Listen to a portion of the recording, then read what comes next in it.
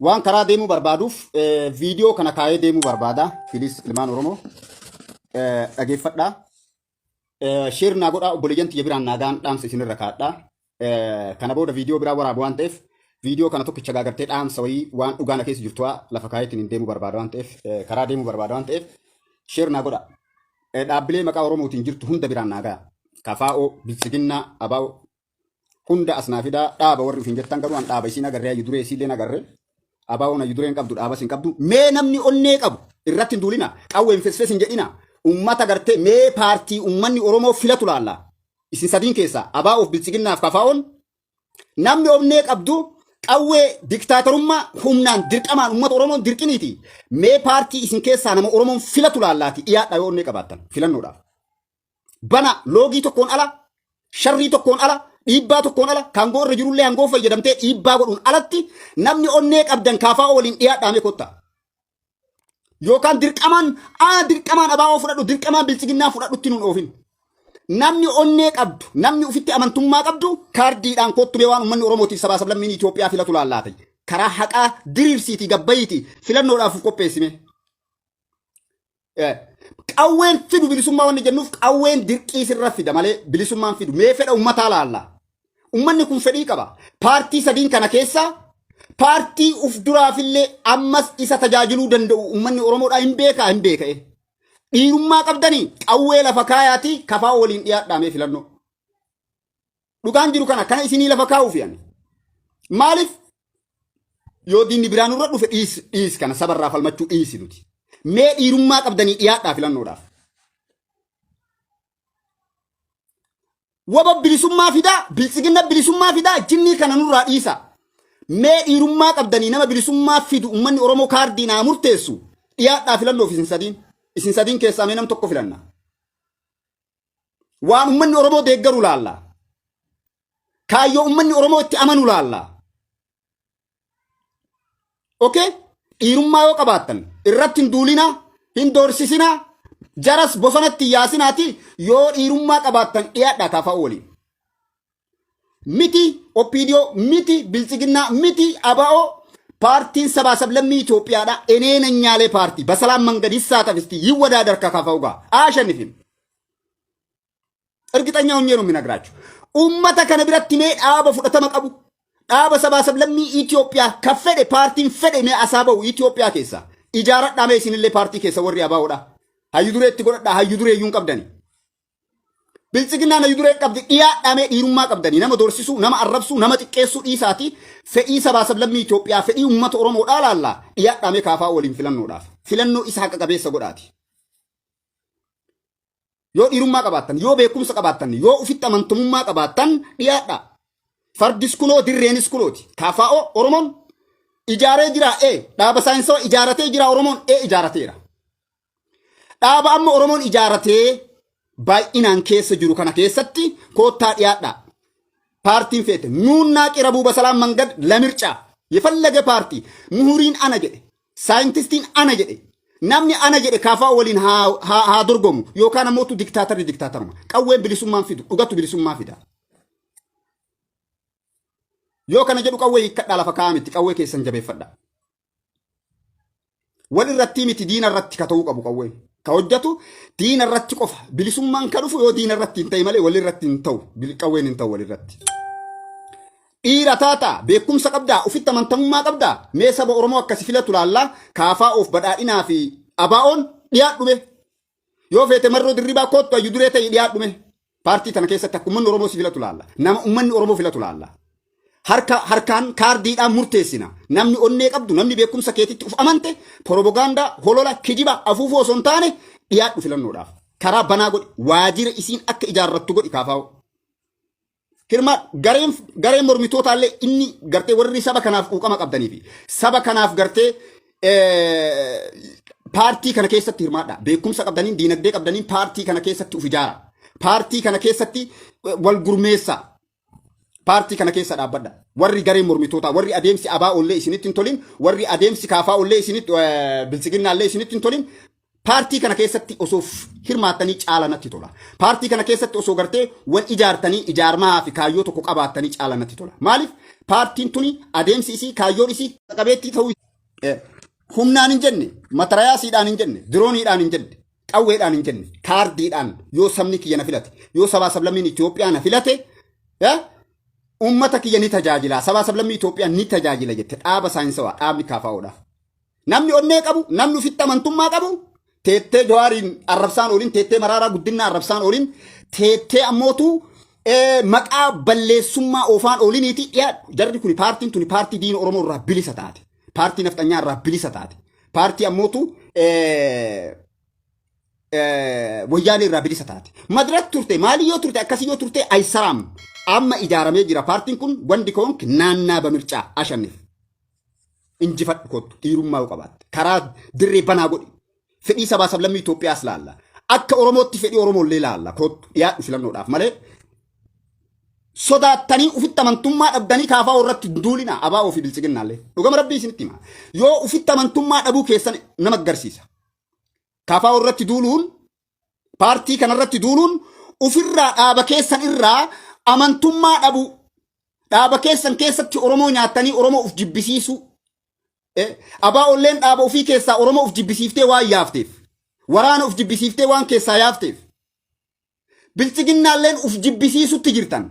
Uf jibbisiisuun dalaginaati dhiyaadhaa karaa nagaatiin filannoodhaan. Filannoo isa haqa qabeessa godha. Yoo dhiirummaa qabaattan akkasi. Yoo haqaaf dalaytan akkasi. Yoo sabaaf illee dalaytan akkasi. Egeree Oromoollee ka milkeessu. Kaayyoo Oromoollee ka galmaan ga'u fedhii fi fedhii Oromoo qofa irratti hundaa'eeti malee qawwee bu'aa takka fiduu hin danda'u.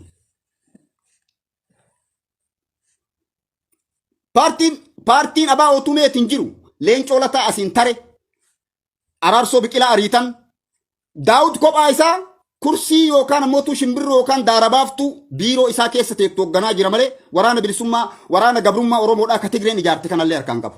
Dhiirummaa qabdaa dhiyaadhu filannoodhaaf. Qabsoo haqa qabeessa godhi. Yoo ammootu KFO irratti duulu shiraa fi dabatu si keessallee jira jechuudha. Sabboonaa sabaa mucaan kun yeroo baay'ee ergataa hin seensisa. Shiraaf dabas si keessa jira jechuu kiyya. Ejjannoon jiru kana, dhugaan jiru kana. Karaa nagaamuun wal falmii gitaa, qabsoo gitaatii fi qabsoo mirgaas addaan baastanii beekuun dirqama ta'a. Laal. Qabsoo gitaatii fi qabsoo mirgaa. Qabsoon mirgaa ka gaggeeffamu Oromoo fi saba Oromootii fi diina jidduutti. Qabsoon gitaa ka gaggeeffamu ammootu obboleeyyan lamaan jidduutti jechuudha. Saba tokko jidduutti qabsoo gitaattu gaggeeffama malee qabsoo mirgaan gaggeeffamu jechuu kiyya. Dhugaa tana beekaa gammarannee teenna nuti isinitti himuun dadhabnu. Sheer godhaa biraan ga'a Oromoo biraan. Paartii kam biraanuu ga'a. Onnee qabdanii, dandeettii qabdanii, ufitti amantummaa qabdanii. Teettanii ABO'lleen KFO'tti dhagaa darbataan oolina. KFO qeeqaan oolina. Maal? Paartii keetii miti. Bilchiginnaalleen teettanii ABO diina galtee waliin jara balaaleffataan oolina. Dhiyaadhaa yoo dhiirummaa qabaattan filannoodhaan. Isinii miti paartiin barbaade Itoophiyaa keessaas bahee filannoodhaan waliin haa dhiyaatu. Filannoon haqa qabeessa haa ta'u. Hayti jiru tana, dhugaan jirtu tana. Yoo uummanni Oromoo sabaa sablammiin Itoophiyaa paartii sabaa sablammiin Itoophiyaa filate Itoophiyaaf Oromoollee bakka bu'a. Isiillee gartee bilisoomsuu danda'a. Itoophiyaaf Oromoollee bilisoomsuu danda'a. Yookaan ka qawwee humnaa suniin ta'u, bilisummaan ta'u, ka humnaan deeman kun bilisummaan ta'u. Humni saba tokko jidduutti hin dalagu. Saba tokko jidduutti humni hin dalagu. Eenyuun cabsa. Eenyuun lolta. Dhugaan jiru kana, haqqi jiru kana. Namni ofitti amantummaa qabdu paartiin ABO mee ijaarmaa keetittuu deebi. Ijaarmaa keetu ijaaradhu. Bitintiniin si haqamee jira, facaatee jirta.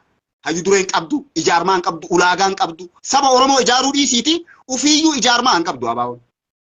Ijaarmaa isii diidee fixeerti. Boorana keessaa ariiteerti. Harargee keessaa ariiteerti. Arsii keessaa ariiteerti. Shawaa keessaa ariiteerti. Okay? In qabdu, tofiitiifuu ijaarmaan qabdu. Ulaagaa filannoodhaaf dhiyaattuun qabdu hin dandeettu. Hayyu dureen qabdu.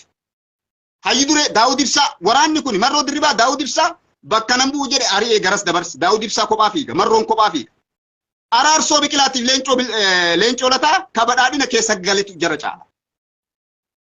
Laal ummata garagara fiigu, ummata gargara fiiguu fi ummata diina jala fiigu kana dhiisaati namni ammootu waan dandeettii qaba. Ani saba kana tajaajiluu danda'a jedhe ummata Oromoo qawween itti murteessoo osoo hin taane yoo dhiirummaa qabaate filannoodhaan koottuu dhiyaatu. Mee abbaa sabni filatu laala. Akka Oromootti paartii kana sadiin keessaa mee dhiirummaa qabdanii filannoo haqa qabeessa godhaati KFO waliin dorgomaa. yoo gaafsan bilchiginnaa Oromoon filate bilchiginnaa irraa hangoo irraan buufnu hangoo isii waliin deemna.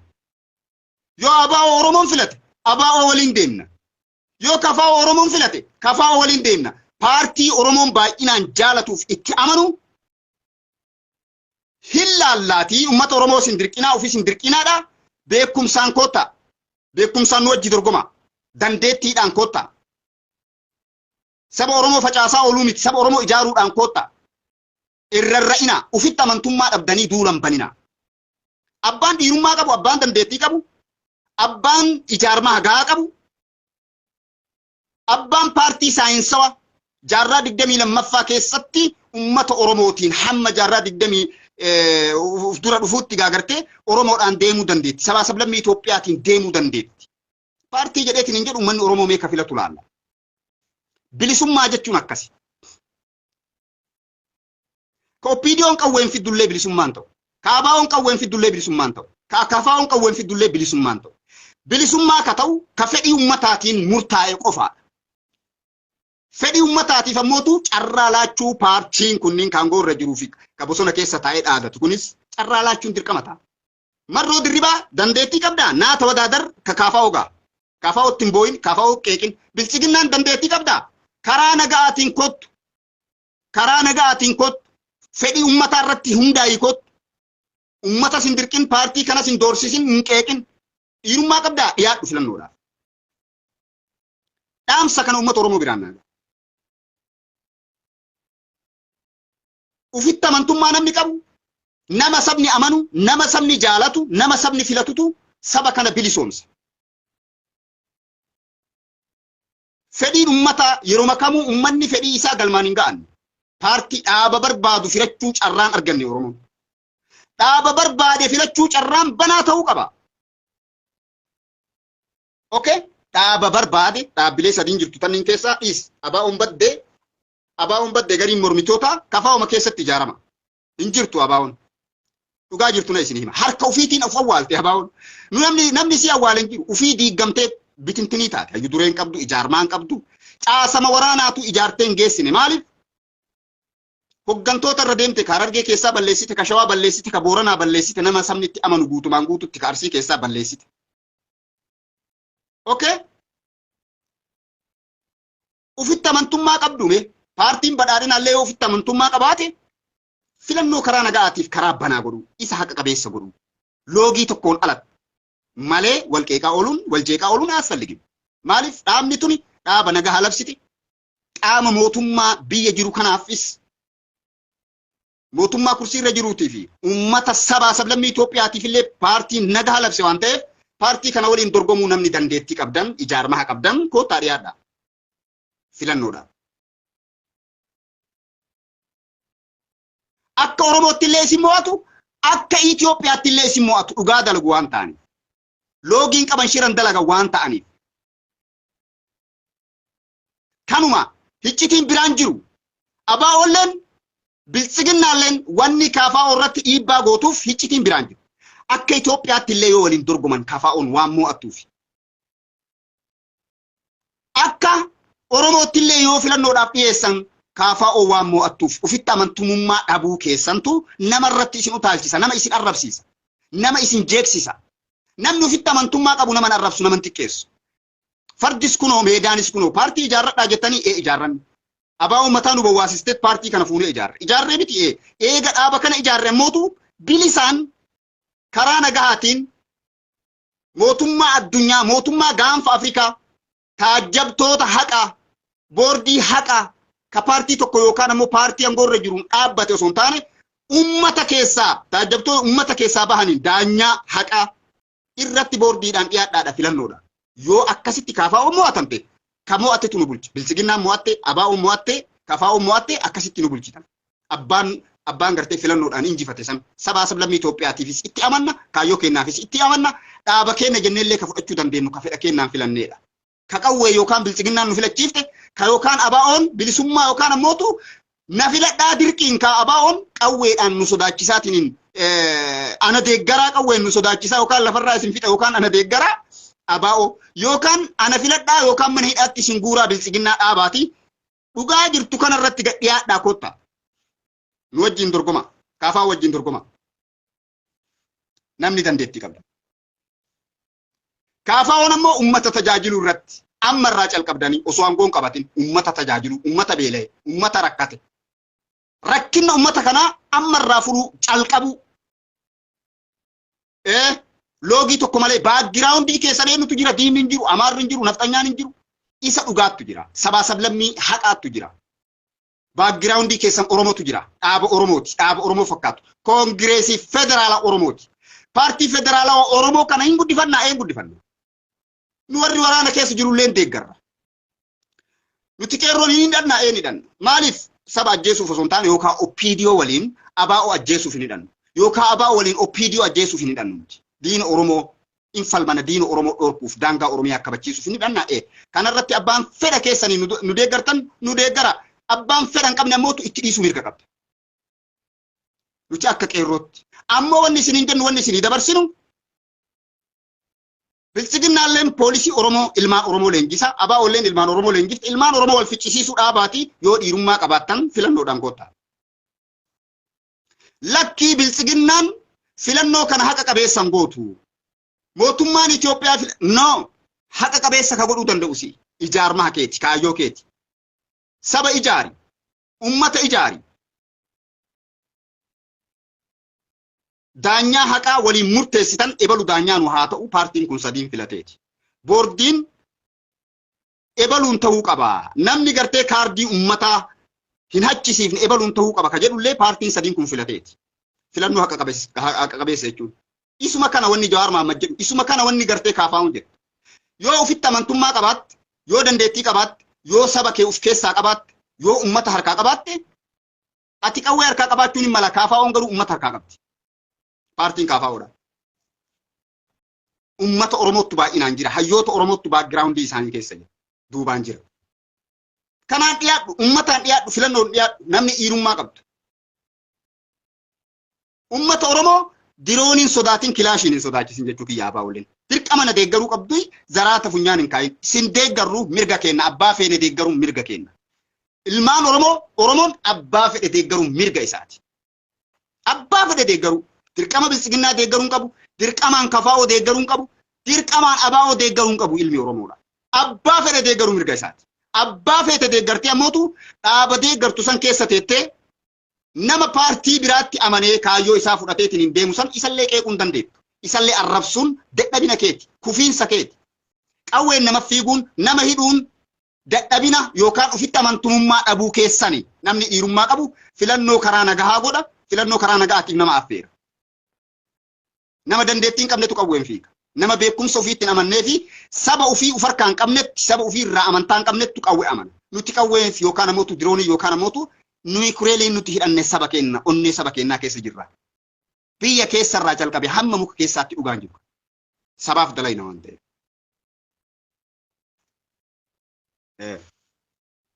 Sabaaf dalayna waan ta'eef.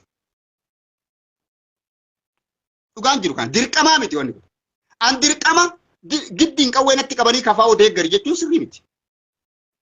Giddiin qawweenatti qabanii bilchiginnaa deeggaru jechuun sirrii miti. Giddiin qawweenatti qabanii ABO deeggari jechuun sirrii miti. Fedha kiyya irratti hundaa'uu qaba. Mul'adhu yookaan si baasa obboleessa kiyya.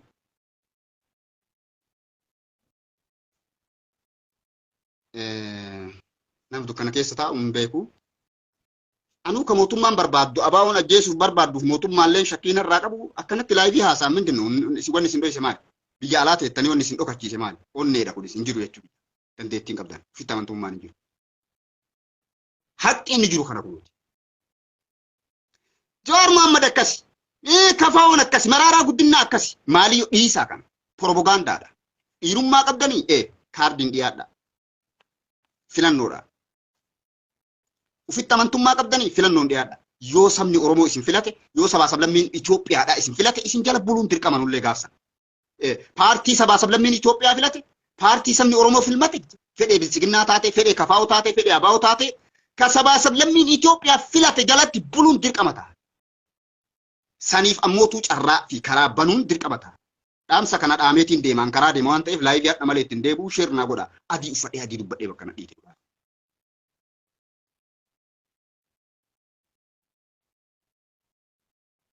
Hayqi jiru. Wal amanuun wal shakkuun amala diinaati malee amala gartee dhiiraati miti. Agartee? Paartii sadiin kana keessaa Oromoo yoo bilchiginnaa filate nuti dirqama bilchiginnaa jala buluun. Yoo abaa'oo filate dirqama abaa'oo jala buluun. Yoo kafaa'oo filate dirqama kafaa'oo jala buluun. Garuu filannoon qawween ta'uu hin qabu.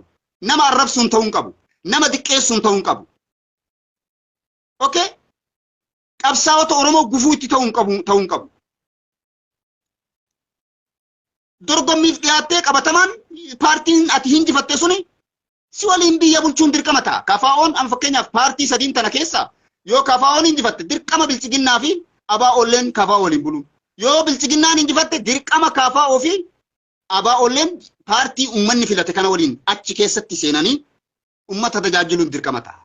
Garuu kana godhuufoo yoo ammootu sabaa sablammiin Itoophiyaa fi uummanni Oromoodhaa abaa'oo ka filatu taate dirqama bilchiginnaa fi kafaa'oolleen dirqama abaa'oo jalatti buluun. Maaliif filannoo uummataatti murteessa bilisummaa jechuun isa sani. Haqqii jechuun isa sani.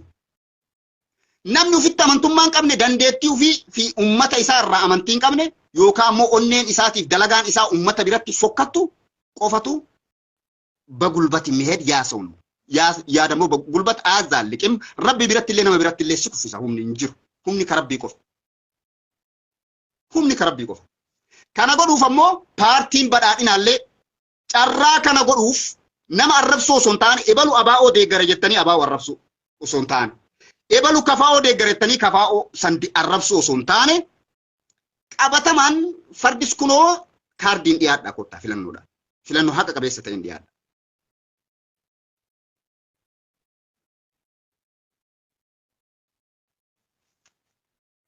Gareen mormitoota ammoo paartiin biraan jiru. Paartii kana lamaantu jira. Bilchiginnaa fi kafaa'ootu jira. Abaa'oon baddeerti waan ta'eef paartii kana keessatti uf ijaara.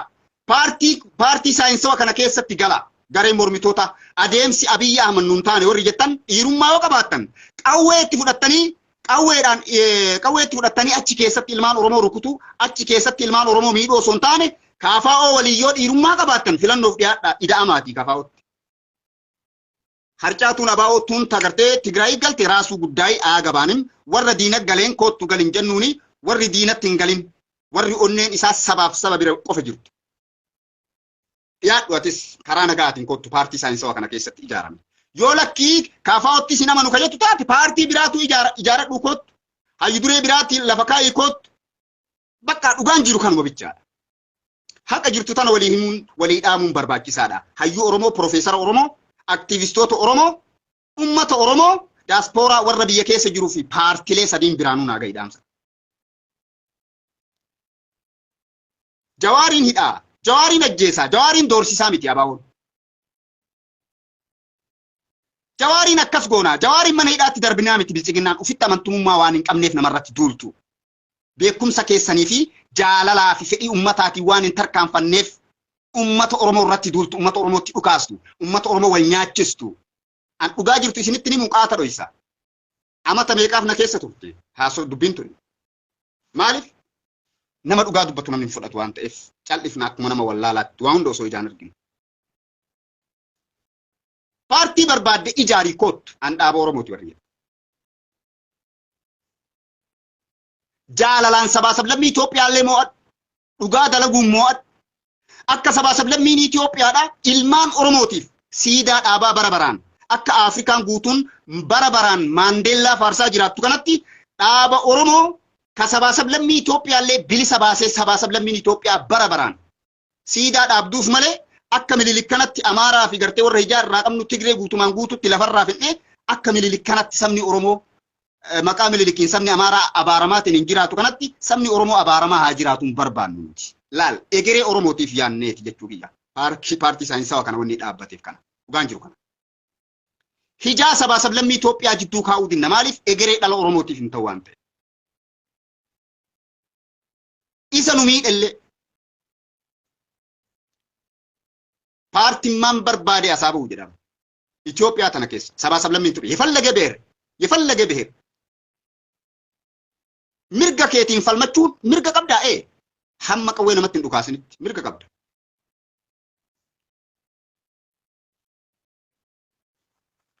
isinii galee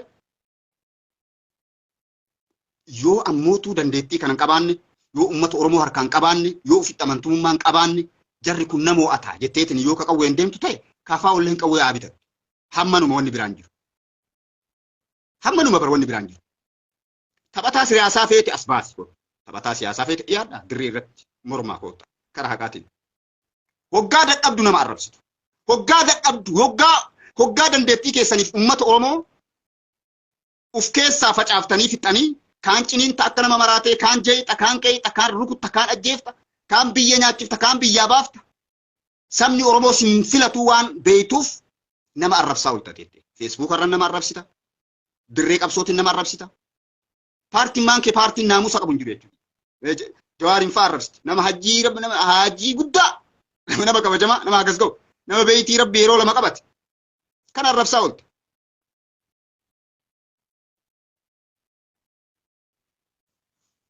haqqi jiru kana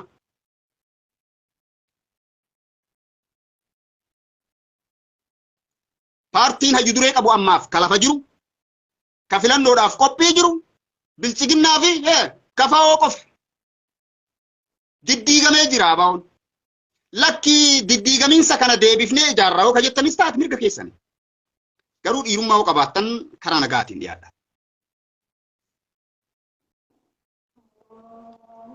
Waan itti amanee ummanni Oromoo filate waan itti amanee ummanni Oromoodhaa deeggare san fedhiin ummata Oromoo galma gahuudha bilisummaa jechuun tokkoffaan.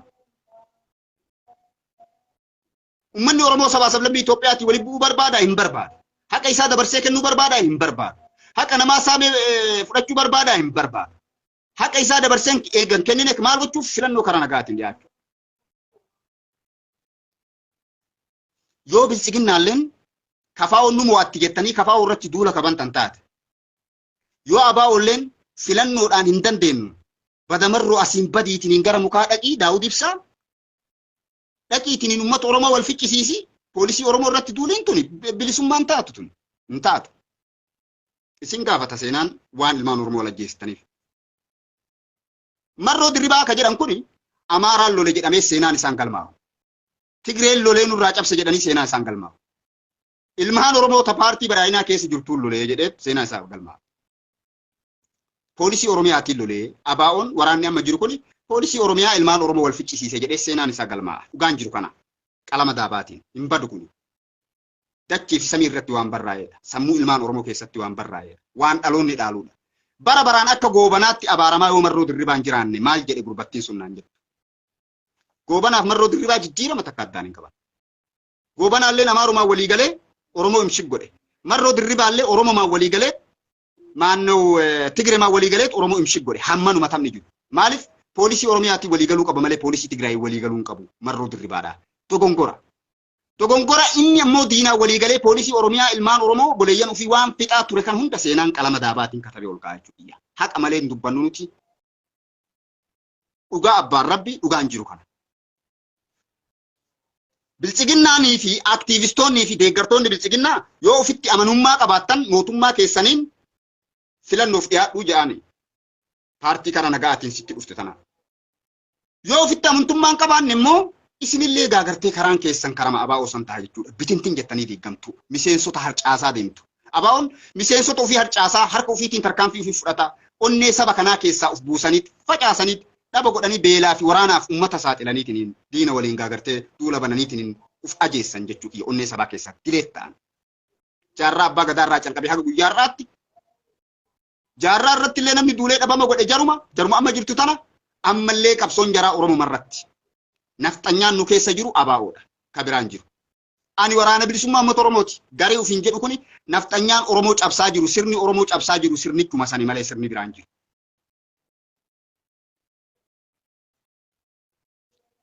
Bilchiginnaan mo'attus mo'atamtus mee qabsoo kana gaagartee filannoo kana isa haqa qabeessa godhe. Yoo mo'attellee nu bilisoomsita. Yoo mo'atamtellee nu bilisoomsitee jedhama. Gaafa karaa nagaatiin qabsoo dhiyeessite. Yoo ammoo ati teettee akkuma abaa'oodhaa giddiidhaan ana malee hin jiru ka jedhu taate atillee rakkoo biraa qabda. Rakkinni biraa qabda jechuudha atillee. Miseensi kafaa'oo dararamuu qaba, hidhamuu qaba, ajjeefamuu qabu, dubbachuun qabu, mirga lubbuun jiraachuun qabu jetteetiin atillee yoo ka murteessu taate Haza the same ufitti amantamummaan qabdanii waan ta'eef jechuudha. Mirgi uummataa haa kabajamu. Fedhiin uummataa haa kabajamu. Abbaa feene deeggaruu mirgi saba keenyaa Oromoon abbaa fedhe deeggaruu mirga haa argatu. Ifaaf bilisatti. Abbaa itti amane, paartii itti amane. Dhayixee nama arrabsin, dhayixee nama jeeqin, dhayixee nama qeeqin, nama badii balleesse in sodaatiin itti himi. Nama badii qabu in sodaatiin itti himi. Fedhu samii haa seenu, fedhu dachii haa seenu. Nama dhugaa hin dalagin itti himi. Abbaa fedhe haa ta'u. Dhugaa dubbadhu, adii uffadhu, adii dubbadhu. Dhugaa dubbannee bakka nu dhiite bullaa. Abbaa fedhe haa ta'u hin quuxayin. Yookaan ammoo miidiyaa abbaan biraa banateen. Feesbuuk namtichi feesbuukaa suni haa galatoomu. Miidiyaa inni nuu bane irra teennee wal arrabsaa wal xiqqeessaa waa takka walirraa osoo hin baratin yoo ka galu taate saban jedhamu kun. Wal nyaachuutti deemna, wal diigutti deemna, diigamatti deemna jechuudha. Abbaan fedhe bilchiginnaa deeggaruu mirga isaati. Dirqamaan kafaa'oo deeggarii, dirqamaan abaa'oo deeggarii jechuun hin jiru. Abbaan fedhe kafaa'oo deeggaruu mirga isaati. Dirqamaan bilchiginnaa deeggarii, dirqamaan abaa'oo deeggarii hin jiru. Abbaan fedhe kafaa'oo deeggaruu mirga isaati. Dirqamaan na deeggariin hin jiru. Fedhiin uummata Oromoo haa eeggamu, haa kabajamu.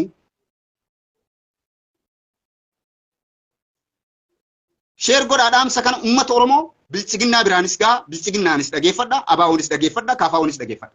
Isinillee ammoo eega gartee haqa qabeessaan haqaan deemna kara haqaatiin saba keenya bilisoomsina ka jettan taate akka abaa'oo kanatti saba ofirratti nyaattanii harcaaftanii diinummaa jidduu Oromootti kaa'uu osoo hin taane dhaaba tana sirriitti dhaaba saayinsaa ijaartaniirtu maashaallah tabaarakallaa dhaabni tuni dhaaba koongireesii federaala Oromooti ka Oromoon kutaa 11 keessatti uf arguudha ka bakka bu'aa uummanni itti amane keessatti gartee arguu danda'uudha itti fufa. Ijaarmaha keessan itti fufa. Ummata caasaa keessan ijaarachuu itti fufa. Ilma naftanyaa maaliyyoo akkasii diqaalaa akkas namaan jennaan kufe namni. Paartiin saba kana bulcha jedhu bilchiginnaa arrabsuun qabu. Nama rakkoo qabu nammoo rakkoo kana ebaluuf dalage jechuma qaba. Kafaa'oo arrabsuun qabdu, abaa'oo arrabsuun qabdu yakka isiitiin alatti. Yakka isaanii ammootu takkatti hidhoisuun hin jiru.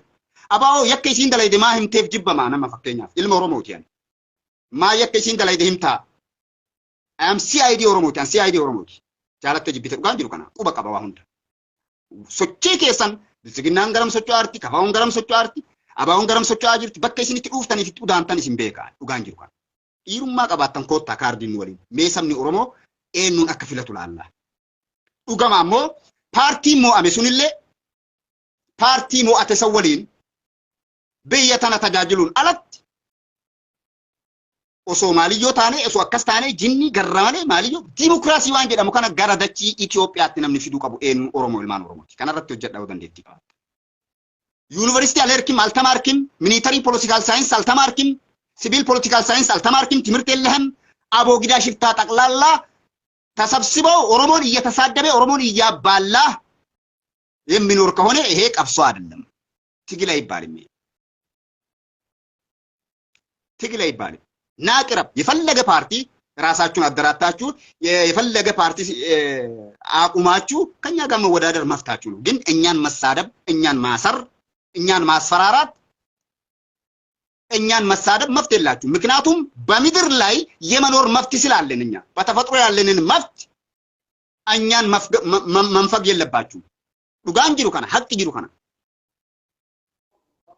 mirga lubbuun jiraachuu keenya nu haa kabajamu. Mirga waan feene deeggaruu nu haa kabajamu. Qawwee isinitti hin kaafne, isinitti hin dhukaafne.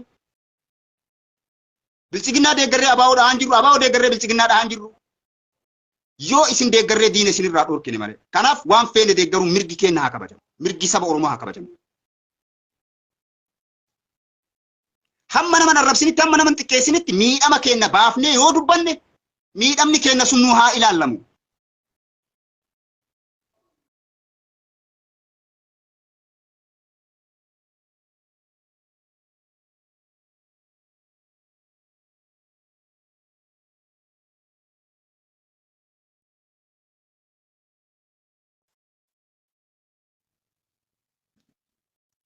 Itoophiyaa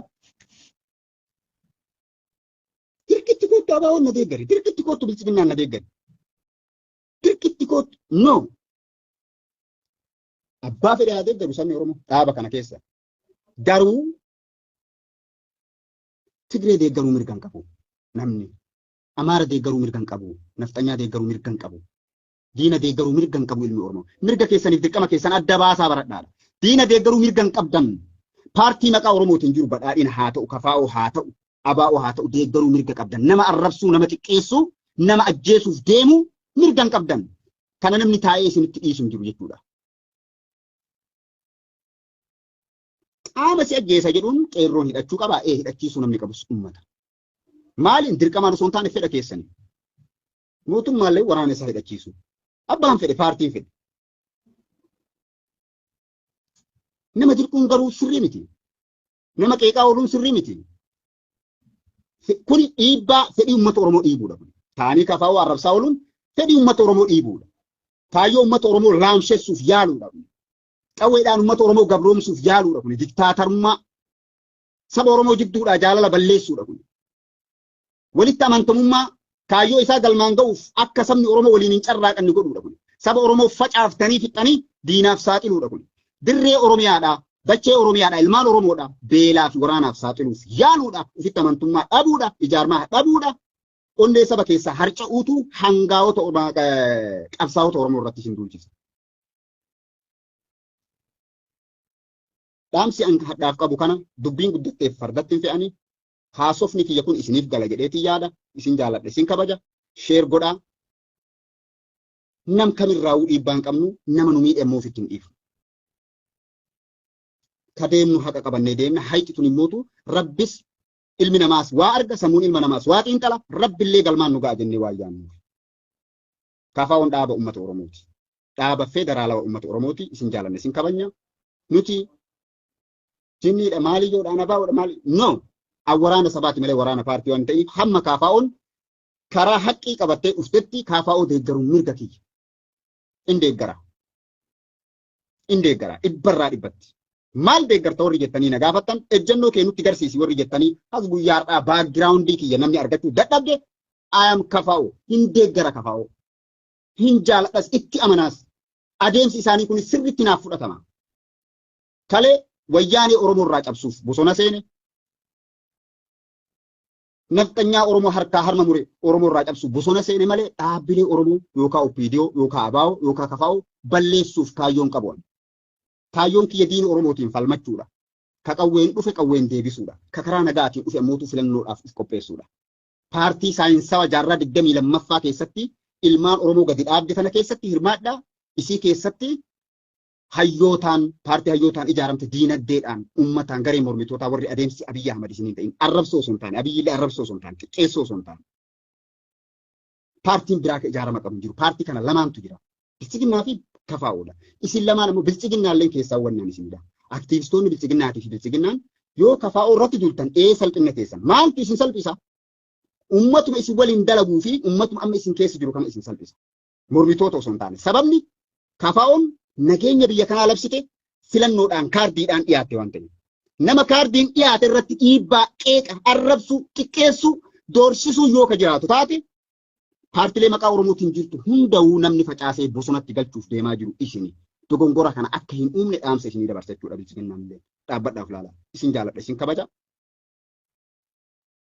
Qeerroo waraana bilisummaa uummata Oromoo irraa foxxoyxee kutaalee isii keessa jirtu tanneen illee uummanni kutaa sanii jabeessaa gargaara. Uummanni Oromoo illee yoo dandeettan nu gargaara. Yaadaan illee nu gargaara. Paartii saayinsawaa tana keessatti ufaa ijaarru walaa ijaarruun dhaamsa kiyya isin jaaladha isin kabaja. Ijibbaa tahaa gennu ABO dadhabneerra mataan nu dhukkubsite mataan wareersite. Akka saba kanaatti nuti Oromoo miliyoona 65.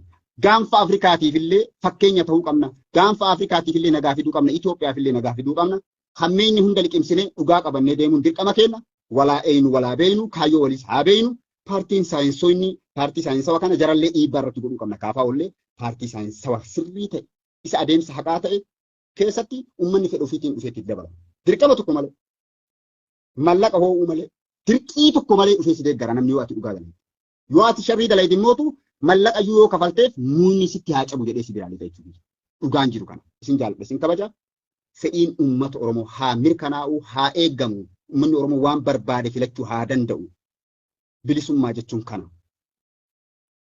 Nagaan turaadha. Sheer follow invite gochuun dagatina. Peejii kana guddisaadha. Yeroo dhufe akka uummanni Oromoodhaa yaada kiyyanaa dhageeffatu naa godhaa. Isin jaaladha isin kabaja. bakka an sirreessuu qabutti ammootu koomentiidhaan nama arrabsuu nama xiqqeessoo osoo hin taane seeraan barreessii kaa'i siif dubbifama yaada keetti itti yaadneetiin gaagarte waan jiru irratti waliin mari'anna jechuudha. Yoo yaadni kee kiyya kana ka caalu taate kee faana deemu. Yoo kiyya ka kee caalu taate ammootu kiyya jala deemu dirqama keeti. Isin jaaladha isin kabaja nagaan tura.